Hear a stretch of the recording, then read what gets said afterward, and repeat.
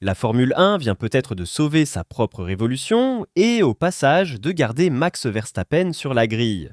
Mercredi soir, 4 jours seulement avant la date limite qu'elle s'était fixée ici même à Barcelone, la FIA a annoncé un accord avec les équipes et les motoristes pour réécrire les règles moteurs de 2027 et 2028. Et si tout le monde a fini par signer, c'est parce que le règlement actuel, pourtant le plus préparé de l'histoire de la discipline, a montré ses limites en 6 courses à peine. Pour comprendre, il faut regarder ce qui se passe dans ces nouvelles monoplaces. Le moteur actuel, c'est un V6 turbo de 400 kW épaulé par un moteur électrique de 350 kW.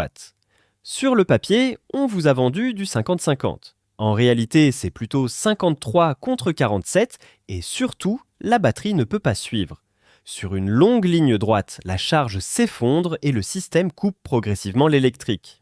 Passé 290 km/h, la puissance électrique commence à fondre et elle tombe carrément à zéro à 355. Les pilotes se retrouvent donc à lever le pied en pleine ligne droite, même en qualification, pour recharger la batterie. Et dans les pires cas, le système recharge tout seul alors que le pilote est à fond et la voiture ralentit en pleine accélération. Fernando Alonso a trouvé la formule cruelle qui résume tout, il parle du championnat du monde des batteries. Le plus remonté, c'était Max Verstappen. Dès le mois de mars, il qualifiait cette Formule 1 d'anti-course. Et au Canada, il a carrément expliqué que rester dans ces conditions n'était mentalement pas tenable pour lui, en laissant planer un départ pur et simple en fin de saison. Et quand le quadruple champion du monde menace de claquer la porte, la FIA écoute. Voilà donc ce qui a été signé. L'an prochain, la répartition passe à 58% de thermique pour 42% d'électrique. Et en 2028, on arrive à 60-40. Concrètement, le V6 grimpe de 400 à 420 kW dès l'an prochain, grâce à 5% d'essence en plus, puis à 450 kW l'année suivante.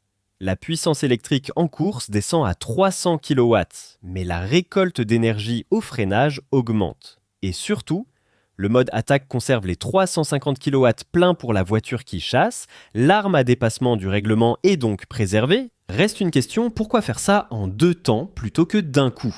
Parce que Ferrari et Audi ont retourné leur veste après le Canada en invoquant la fiabilité et les coûts. Le plan initial, qui prévoyait le 60-40 dès l'an prochain, est mort faute de supermajorité, il fallait au moins 4 motoristes sur 6. Le compromis trouvé est malin, le petit pas de l'an prochain se fait quasiment sans toucher au matériel, c'est une affaire de calibration et de débit d'essence, alors que le grand pas attendra que tout le monde soit prêt. Selon Motorsport, le paquet prévoit aussi des courses raccourcies d'1 à 2 tours sur environ 4 circuits et des tours de reconnaissance limités vers la grille.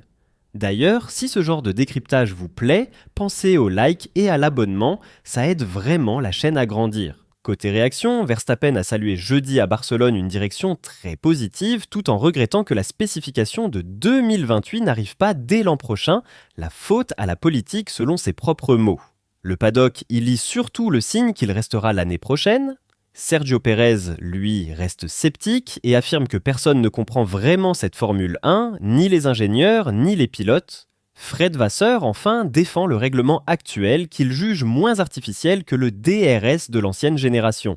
Attention quand même, rien n'est encore gravé dans le marbre. Le Conseil mondial du sport automobile doit ratifier le paquet le 23 juin à Macao. Une formalité sur le papier, mais cette saison nous a appris à nous méfier des formalités.